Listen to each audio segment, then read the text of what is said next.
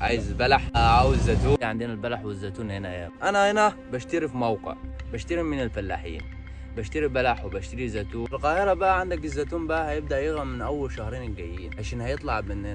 هو الاستلام هنا بيستلموه بسعر 58 59 جنيه. أنواع بقى هنا بقى زي ده الحامض.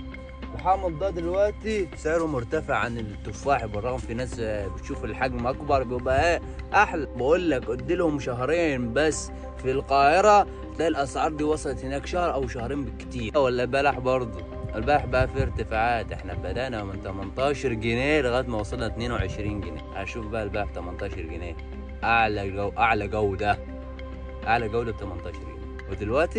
دلوقتي عام 22 جنيه ولسه يرتفع. كل ما يزيد بقى عنده السحب والتصدير يطلع بره هيوصل لغاية 30 جنيه. في مطروح حاليا البشاير بتتباع ب 70 جنيه، احنا بنشتريه هنا ب 18 جنيه، ب 20 جنيه. شوف بقى انت لو اشتريته بره بقى في السوق هيبقى بكام؟ 010 32 48 90 62. برضه اشيلك فوق راسي حتى لو في سياح. صلاح موسى عشان شرب معرفتكم باذن الله. كان نور منخ ان شاء الله باذن الله، قنزراهم قريبه. تقول بقى باذن الله قريب وتنورونا وتشرفونا باذن الله.